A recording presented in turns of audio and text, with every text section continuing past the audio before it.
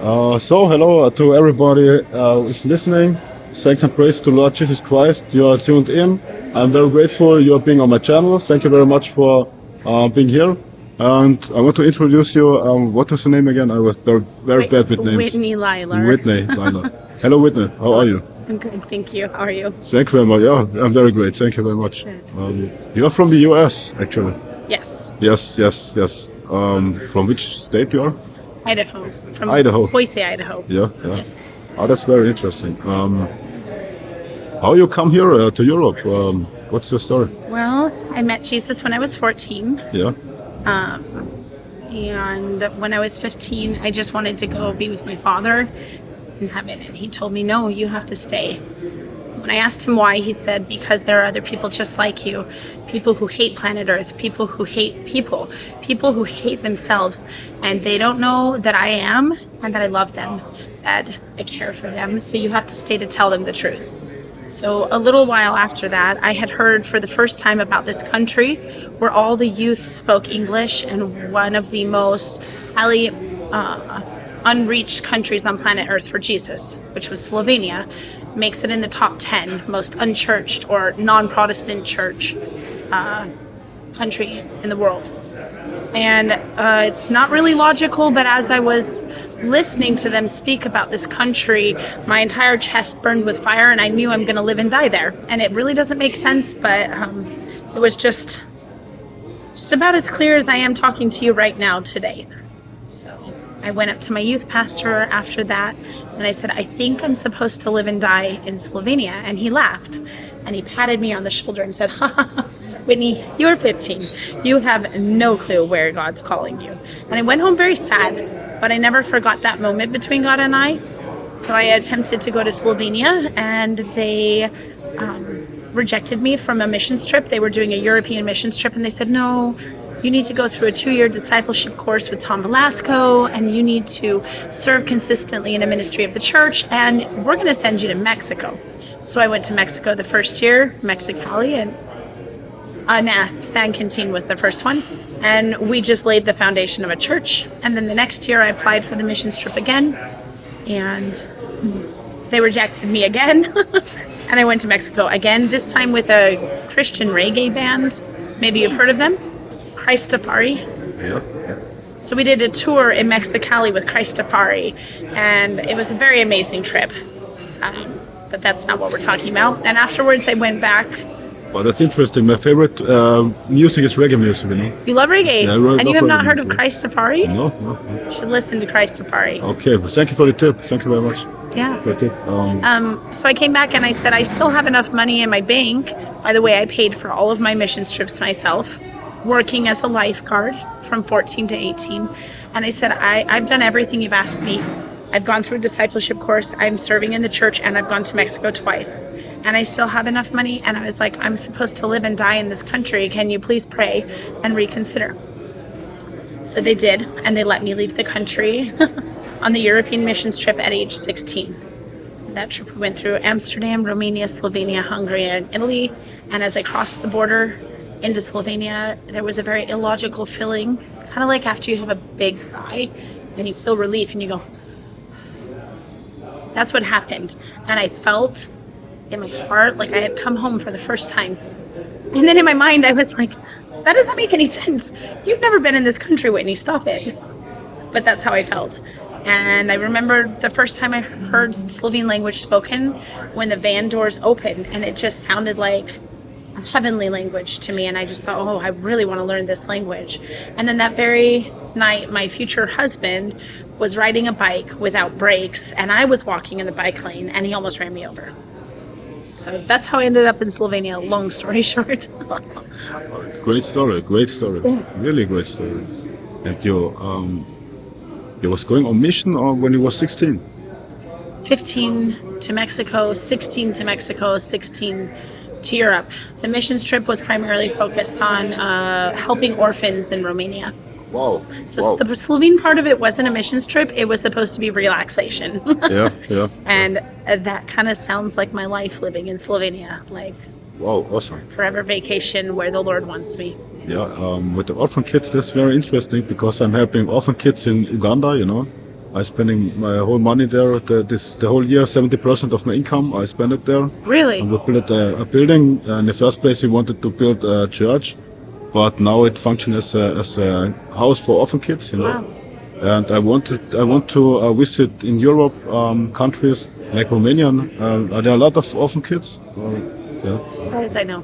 yeah, It's been a long time since I've been there. yeah, yeah. Yeah. So, Yes, I want to go to Albania too, to Albania, and because we have in Europe, we have a lot of poor kids and a lot of orphan kids, Yeah, and Uganda also, but everywhere on the whole planet, Yeah, yeah, yeah.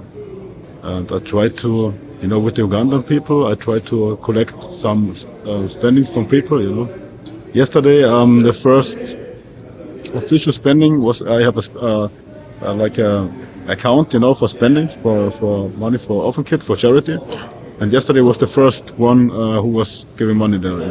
Really? Yes, I'm very grateful for that. Please When you God. see this, his name is Michael. Thank you, brother, and God bless you and your family. Thank you very much.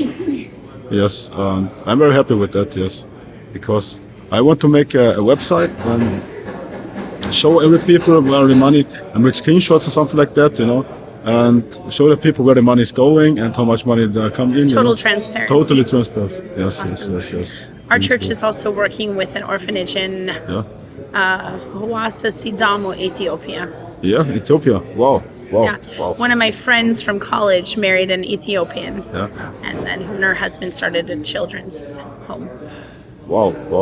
Yeah, Africa is a beautiful country. Yeah. When I was 13, I was phoning at my mom's place. I was phoning a Bob Marley CD, and I found a Bob Marley CD in my mother's place, at that home. At my home, I found from my mother a CD from Bob Marley, and then I fell in love with reggae, Then I completely fell in love with reggae, and yes, it's a funny story. But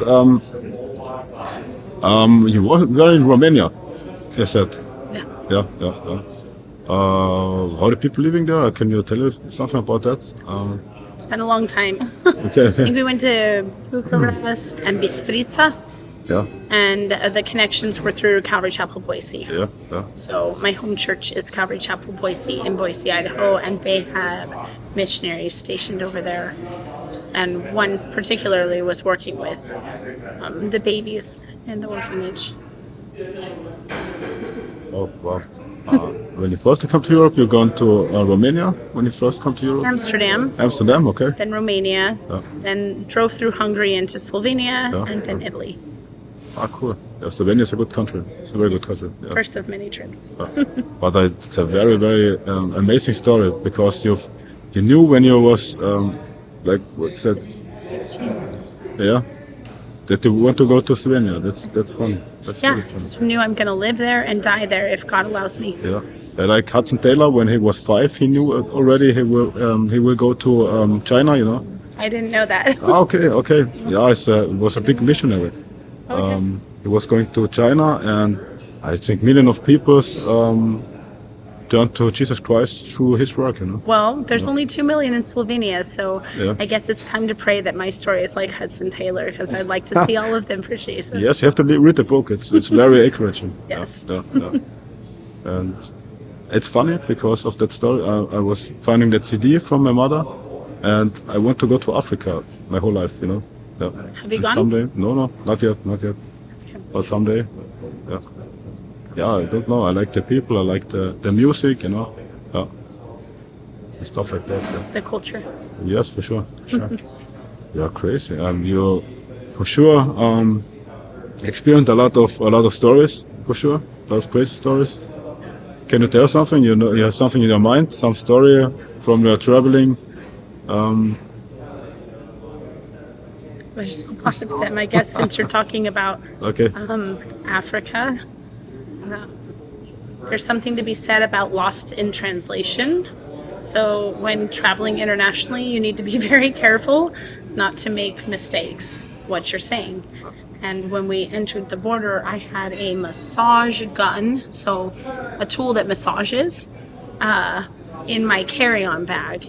And as it went through the scanner, they asked me what it was. And I was so tired after not sleeping for 25 hours, I accidentally said, it's a machine gun. And within 3 seconds, I had guns from every angle aimed at my head. And I just put my hands up and I was like, massage gun, it's a massage gun. It's not a gun, it's for massaging. So there's a funny one. That was in the US? No, that was entering Ethiopia. Okay. Yeah. Yeah. Yeah, traveling around this can be dangerous, yes. Yeah, you're making music. Yeah. How long you making music? I'm a worshiper, Yes. so I worship. Yeah. Yeah. I haven't produced any albums or done anything in a public format as of yet. So my story with music is that, and I just found this out recently through a home video that my aunt took. It's a video I saw for the first time. She posted it on YouTube, but she said, oh, Whitney, oh, Francine, when did Whitney start talking? And my mom just kind of looked at her and was like, I don't really know how to answer that question because Whitney sang before she talked. So as a baby, I sang first and then I talked. As a young child growing up in an interesting and very stressful set of situations, I often hid in the garage of our house and I sang. And looking back, I think it was my way of regulating a form of post-traumatic stress disorder, because when you sing, it brings blood flow and warmth to this entire area, and it creates in your midbrain it basically forcibly tells your brain, I'm safe, I'm okay, which is beautiful, because if you think about the fact that God's created his people to worship him, and this has such a health-giving, safe-inducing effect. Now, of course, at that time I wasn't worshiping because I didn't know God yet. And so after I met Jesus, I was actually in a choir, and the choir director had one exercise where you had to stand next to him, next to the piano, and then he would push a note. And as he pushed the note, you have to follow him as fast as you could.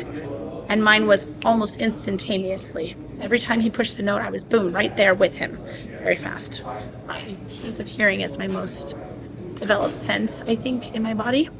And he immediately told me I'm no longer welcome to be a part of his choir, which surprised me, and I felt rejected, and I was like, what did I do wrong? It's like, no, it's what did you do right? You do not belong in the choir. You have to go study. And then he called my mother, and he was a Christian, actually. I was actually not yet a Christian, pardon me. It was 1 year before I met Jesus, and I had gone through some traumatic situations as a young teenage girl, and I was wearing a lot of makeup, heavy makeup, all the time. And I remember this teacher, Mr. Olson, sitting down with my mom, and he was saying to her, Whitney hasn't found herself, and she feels ugly, so she's putting on a lot of makeup to hide. And I was so mad at him. Couldn't believe he said that to my mom. He said, but she has a very special gift, and you need to develop that gift. So he told her to seek out either solo singing classes, but he said probably you should do opera. And so at age 14, I began studying opera through Opera Idaho. And so I'm formally trained in Belle Canto through Opera Idaho. But I did not ever start singing publicly until 15 years ago when my mother died. When my mother died, the Lord told me, Whitney, worship me now. And I said, well, then I'm done. I'm not going to be a Christian anymore. If you want me to worship you in the face of the one thing I feared most in my life, in the face of the biggest tragedy I've ever had to endure, my mother's death, now you're telling me to worship you. I was like, then I'm not a Christian anymore. Then we're done. And I was breaking up with God. I was done. It's like, you're sick. You're a sick God. I'm not going to serve and worship you because my mother's dead. And I felt him say, like a loud, clear voice in my head, Whitney, if you cannot worship me now, then you have never known me. For I'm not the God of the dead, but I am the God of the living. And it just broke me down. And I just sat there crying. And I said, but I don't know how. I don't even know. Even if I believe what you said, and even if I want to do that, I don't even know what that means. And in my head, like clear as day, like he would, like when you read something and it's just like a sentence in your head, he said, start by saying thank you. I was actually in Tunisia at some little cafe. I had 2 little kids. They were upstairs sleeping. One of the most miserable vacations my husband and I had ever gone on. It was only 6 months after my mom had died. And I'm sitting in that cafe just bawling silently. And he says, say thank you. And in my mind I said, thank you. And then he said, now say thank you for. And I said, thank you for. I don't remember what he told me. And he led me step by step until the unbearable pain and sting of losing my mom had lifted off of my heart and my chest. And I could breathe again. And I was back. So I flew back to Slovenia.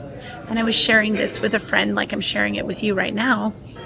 And she stood up in the middle of me talking to her, and she drove to the church, and she came back, and she brought me a guitar. And I was like, I am not learning a guitar. I'm a cellist, right? So I play cello, I play the piano, I'm a classically trained opera singer. We don't play guitars because everybody and their brother plays a guitar. No. And she just looked at me and she said, well, when you're ready to obey God, it's going to be right there. And then she really laughed and our conversation was over. So there was the guitar. And the next time a wave of grief hit me and the pain was so unbearable that I just didn't really feel like I could care less. I'm alive, I'm a husband, 2 kids.